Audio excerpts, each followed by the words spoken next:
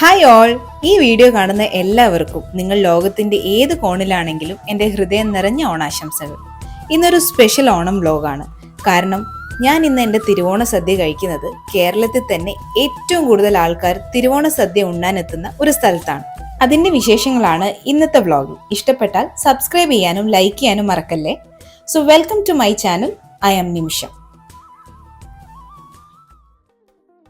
ഞാൻ പറഞ്ഞു വന്ന സ്ഥലം ഏതാണെന്ന് വെച്ചാൽ എറണാകുളംകാരുടെ സ്വന്തം തൃക്കാക്കര വാമനമൂർത്തി ക്ഷേത്രമാണ്. കേരളത്തിൽ ഒരേ ഒരു വാമനമൂർത്തി ക്ഷേത്രമാണിത്. അതുകൊണ്ട് തന്നെ കേരളത്തിൽ ഏറ്റവും ആഘോഷമായി ഓണം കൊണ്ടാടുന്ന ഒരു ക്ഷേത്രം കൂടിയാണിത്. അത്തം തൊട്ട് തിരുവോണം വരെ നീണ്ടു നിൽക്കുന്ന ഓണ മഹോത്സവമാണ് ഇവിടെ. ഞാനിവിടെ ഇന്ന് തിരുവോണ നാളിലാണ് വന്നിട്ടുള്ളത്. തിരുവോണ നാളിൽ രാവിലെ 8 മണിയോടുകൂടി ഇവിടെ പ്രധാനപ്പെട്ട ഒരു ചടങ്ങുണ്ട്, വാമനന്റെ എഴുന്നള്ളത്ത്. ഞാൻ അവിടെ എത്തിയപ്പോൾ അതിനുള്ള ഒരുക്കങ്ങൾ തുടങ്ങുമായിരുന്നു.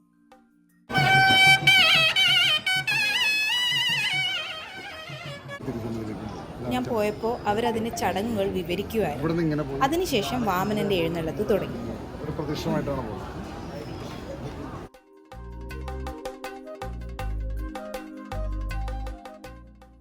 ഞാൻ എൻ്റെ ലൈഫിൽ ആദ്യമായിട്ടാണ് ഇങ്ങനൊരു കാഴ്ച കാണുന്നത്. ഒരു കുട്ടി വാമനൻ കുഞ്ഞു ഓലക്കുടയും ചൂടി അമ്പലം പ്രദക്ഷിണം വെക്കുന്നു.